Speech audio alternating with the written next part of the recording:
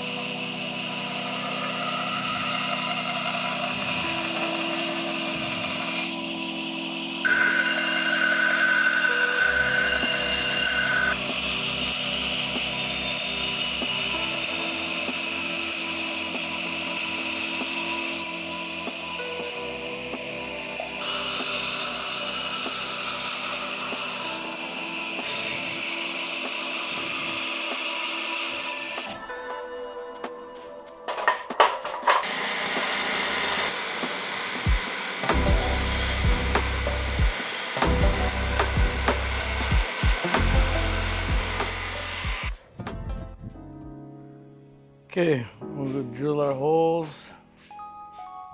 A couple of things that you're looking for, like I forged this pretty thin, but what I just did when grinding it, I could go straight to heat treat if I wanted to, but what I did is I kind of evened it up to make sure there was no bumps on here or whatever like that. And what you're really looking for is forging it very evenly and then just kind of grinding the edge really evenly, and that will help you get a lot less warps, in my opinion. Just when you have like a different thicknesses and it's cooling and heating, it's heating and cooling at different rates, that's where it kind of affects like how much it's gonna warp.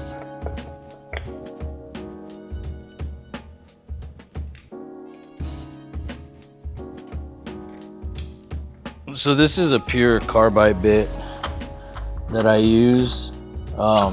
Wait.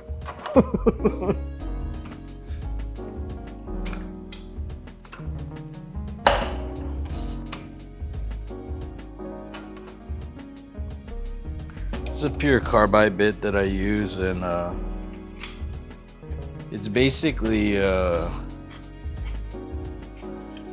just get it off like Amazon or something. Pretty cheap, but that's what you that's what I want. It's pure carbide. It's a twist drill bit, but I always buy number 30. So because I'm using an 1/8 inch pin, all my drill bits are size 30, and so it's just slightly bigger than an 1/8 inch, because when you use an 1/8 inch drill bit on an 1/8 inch pin, it's always super hard to get on and off, and then you end up reaming it out a little bit and then it's all warbled. A number 30 is exactly the size where it makes it very easy to put and pull apart together, and then you don't have to ream it out. I learned that from Jason Knight. I did.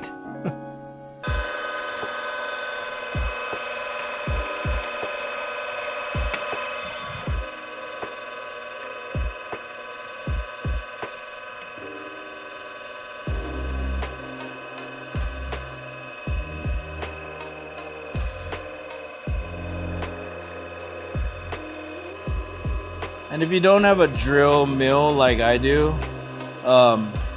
you just gotta find the right speed on your drill press that works for this carbide. It's a little faster than a standard drill bit, and you just gotta find the speed that it likes, and then make sure you clamp it down, because these bits break very easily. They break super easily. So if your blade twists at all or moves with your hand because you're holding it, so you don't need a drill mill, but you definitely need to clamp it down. So even if you buy like a cheap vise, you just gotta clamp your knife down, and then that'll save you from many broken drill bits.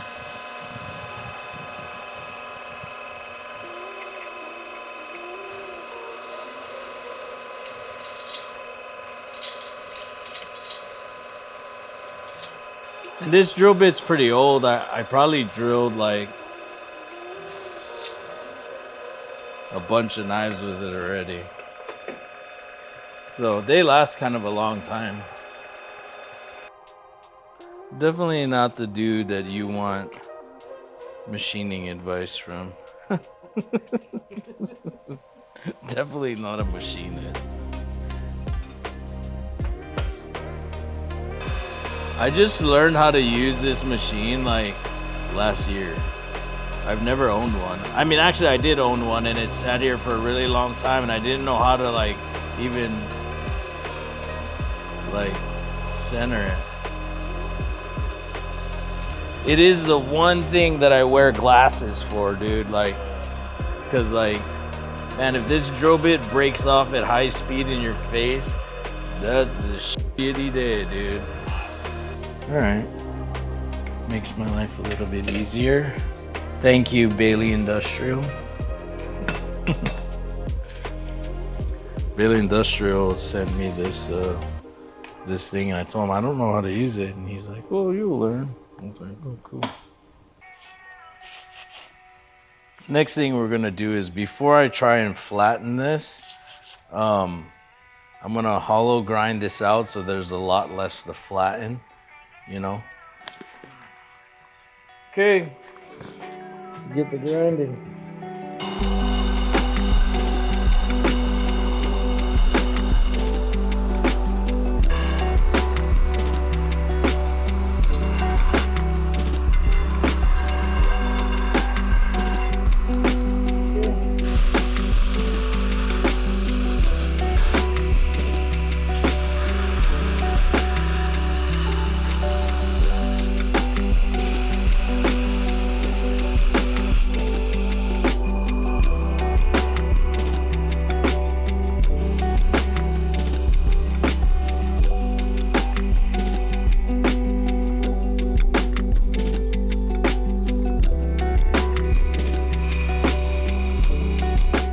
And I grind it like this because it kind of matches the way the handle's gonna be.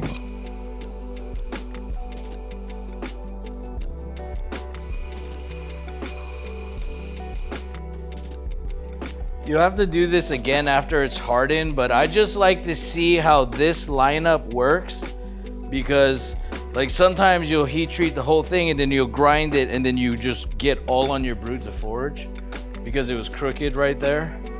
So this will tell me if I need to straighten it, you know what I mean, or not, and it doesn't. And the other reason why I do the distal is because it's creating a ramp for me to clear the brute to forge. If this was just all flat and I gotta flatten it all, it really gets into your brute to forge. So when you put a distal tapered handle on there and it's tapering up, basically the images of this is like this.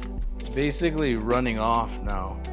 You know what I mean? It slowly starts gapping away from the brute to forge, which is what you want. You know what I mean? You know? So now you're slowly, eventually just gapping off the brute to forge. And so it helps you blend this transition easier. It does complicate things because the pins are at an angle now and whatever, but that's not a big deal. But like, this is my prep to get a knife. Will it kind of, maybe it'll twist a little bit after heat treat, whatever, but we can take it out, but at least we know we're starting with a good base. We got our distal taper, our forged in geometry, and we're good. Huh? Yeah.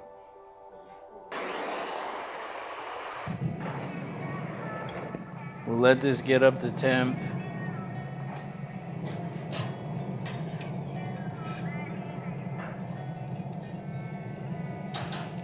And then we'll heat treat this.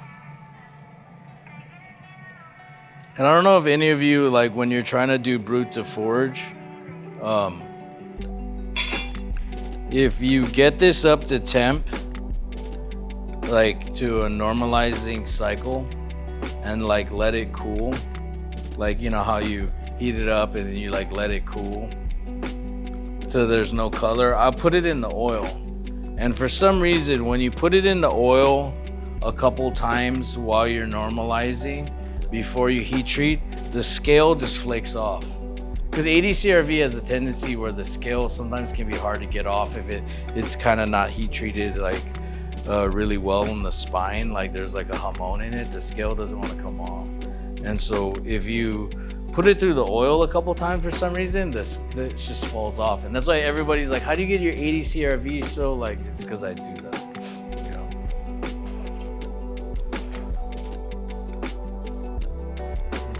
Nice.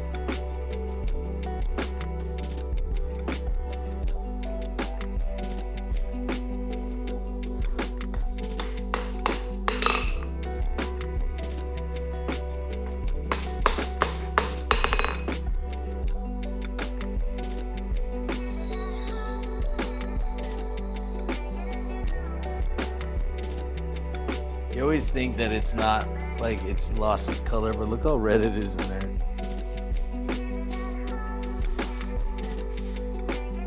So like right when it kind of is like still a little bit hot, I throw it in there, and then ooh, look. And then I'll just put it back in. And so we'll do that a couple times. I do like 3 normalizing rounds after I'm done forging it, and then I'll do 2 here, and then we'll go straight to quench. So that was our second one, so we'll just quench it on this next one once it comes to temp.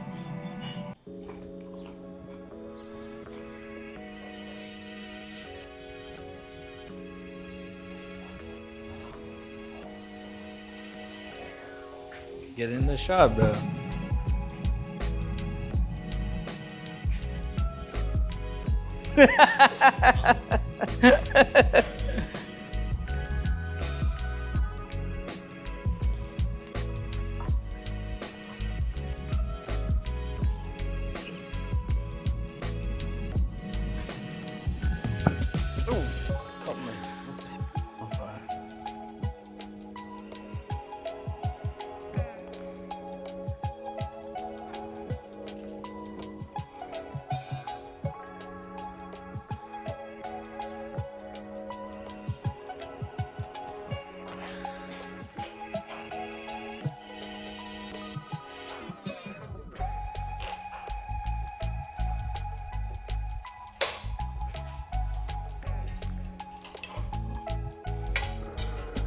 That's Park 50.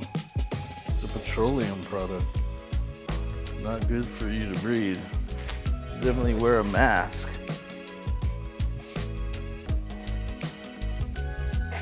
That is not vegetable oil. It used to be.